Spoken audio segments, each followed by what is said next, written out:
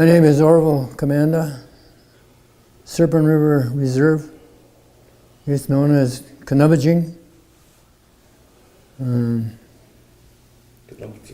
Maybe let's talk about the name Serpent River. What does that mean? Or how did it have that name, Serpent River? Well, let's talk about your area. Okay, Serpent River is, there's a little village there called Kenebec, and there was another name, part of the reserve, called Kenebec. I don't know where that come from. And Kenebec, well, originally they called it Kenebec, but it was originally in a native Kenebec. Kenebec, oh. That's what it really meant, yeah. Serpent. Serpent, right. So that's all I know about that part of the name of it. So that's why they call that Serpent River. Serpent River. And there was also a story of a serpent that came out of the water, but there was a bridge there, a train track, and the bridge, there was a big whirlpool there one time, and the serpent came out and caused that whirlpool, and somebody on the nearby there saw that the track had gone down because of that big whirlpool, and he flagged the train down. And this man originally got a pass then from CPR, and he could travel through Canada, east to west, The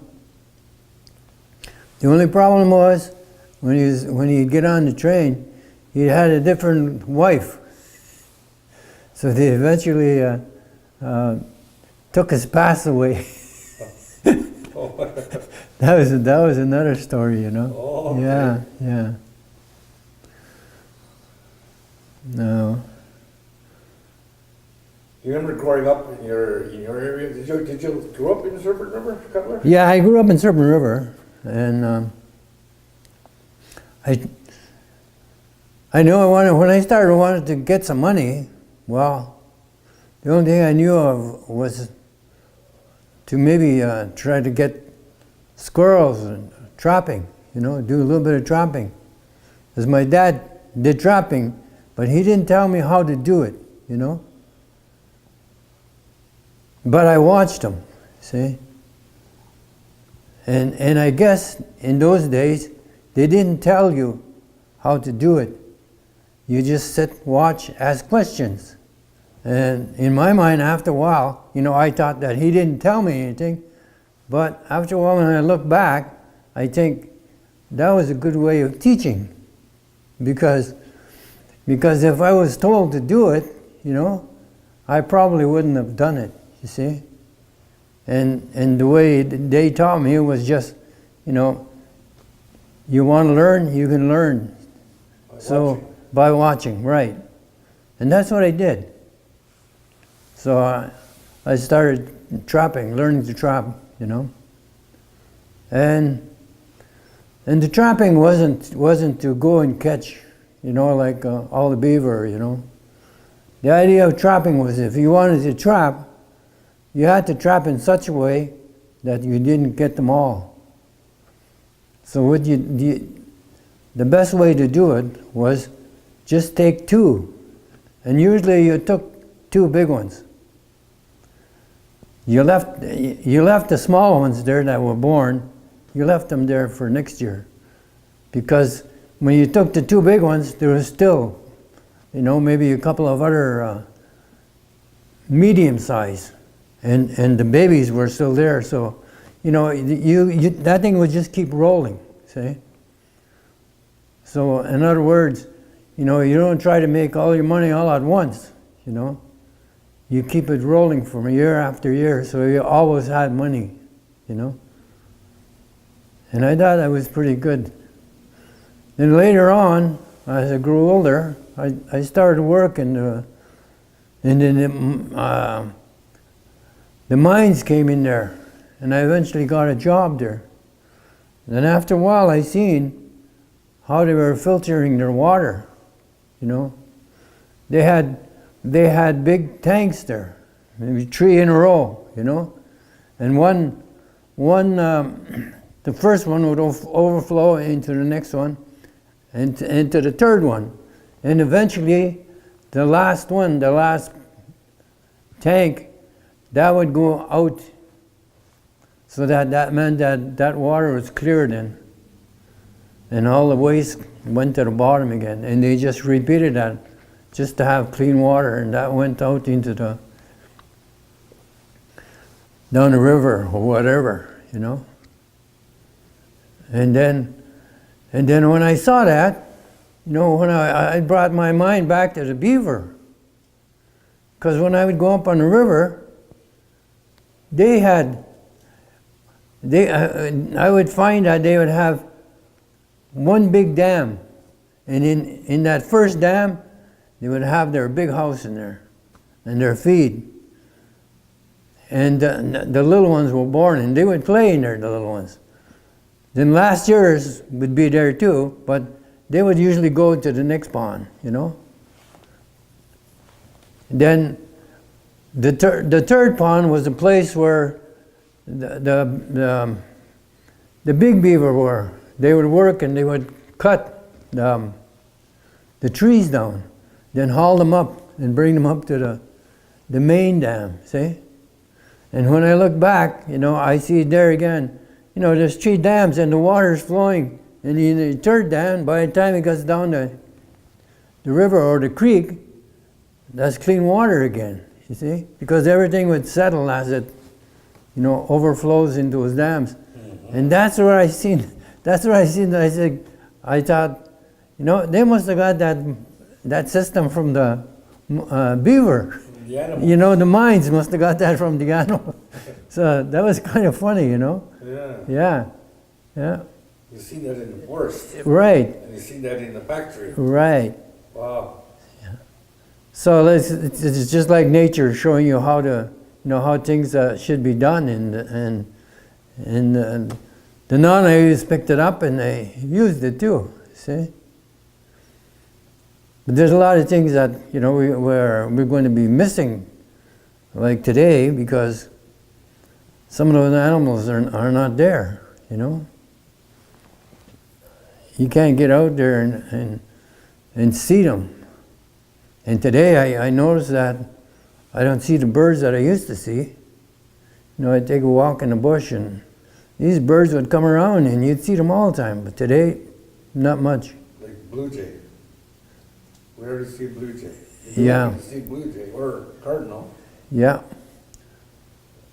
But those other little wee birds, I forget what we call them, but you know, you knew when it was dinner time, because these birds would come around, eh? Mm-hmm. You knew it's nearing supper, these birds would come around again. So you knew when to go home. Mm-hmm. Yeah. You know? So. It's all from nature, eh? All from nature, and nature taught that too. And nobody taught me how to get in a canoe and where to be in the canoe. Because I was going across the lake and I got into the center of the lake. And I was sitting right at the back. Then there came a little wind there and it just started turning my canoe around in a whirlpool, you know. I gradually worked myself to the center of the canoe and then everything quiet down, you know. Then I knew where to sit. See? Mm-hmm. Just from the wind, you know, and nature. So there's a lot of things that can be learned in the bush. Just if you go by yourself, you know, and you know. I know one time I was hungry, and this was in the early spring. I was getting hungry there, so I started to pick on the buds of the trees, and I picked this one and I ate that, and it took my hunger away. Then after I went home, I told my dad about it. I said, "How come you never told me about that tree?" He says, "Well, I figured someday you might ask me," so I did, and He said, you know, you can chew on that and it'll take your hunger away, see? And I learned that just walking in the bush on a trail, you know? So. Interesting, eh? Yeah.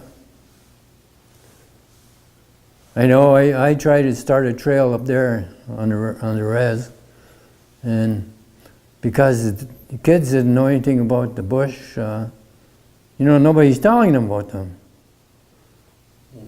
So I went to the schools and I asked the schools, and they said, yeah, they wanted something like that.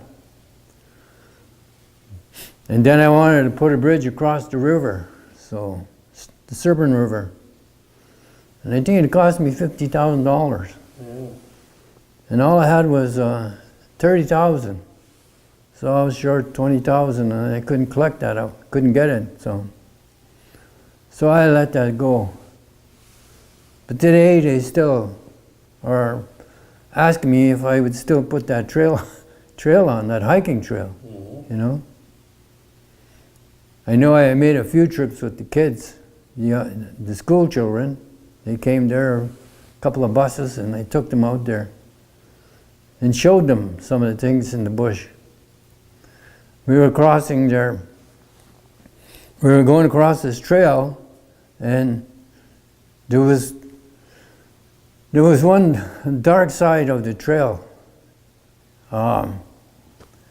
where you could tell where your directions were. You know, when the sun goes by on a tree, you could see the signs that on the east and the west side, there's a dividing line when you look at the tree. Because there's growth on one side and there's no growth on the other side, see? And that would tell you the east and the west. And you just have to go down the middle, and that will tell you the south and the north, you know? That was another thing I learned from the bush, you know? So, and I was telling the kids that too. I showed them, and they learned a lot of things, you know? And I taught them the same simple thing like, I said, you forget your toothbrush. And I said, don't worry. I said, there's the wintergreen there. I said, all you need to do is chew on that. And wintergreen, it prevents tooth decay. I said, so you don't have to worry about getting rotten teeth. So I learned that in the bush too, you see. So, or I learned that from the elders, yeah. Who taught me to chew on that? To chew on that, yeah. Or even if you had a sore stomach, to chew on that. That was learned. An elder taught me that, you know. And there's a lot of things that we'd be missing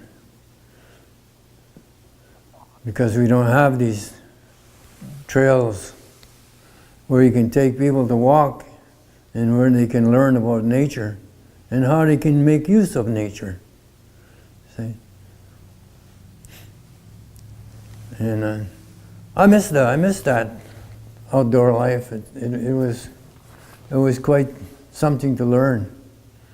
You even seen how the birds played around there in the bush, on the water, you know. You'd come up on them, you might see 3 big birds there, and you say, oh, there's 2 fighting there. They must be 2 males, I'd say. Over that female, and that female would just be sitting there in the water a little distance away while those 2 are fighting, fighting on the water, you know. I thought it was real something.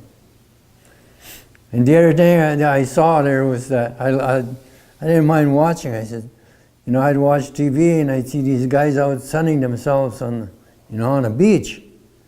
And here am I looking at these otter on the rock there, and they're laying there just like them people on TV. So those are real nice things to see, you know, and you won't see it unless you're walking in the bush. And you got to be there at certain times, you know, to see these things. Yeah.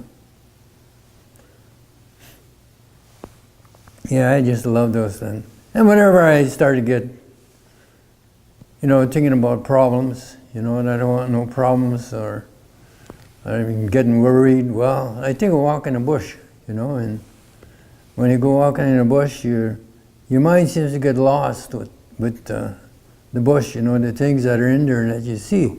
It takes your mind away from, you know, problems at home or problems within, you know.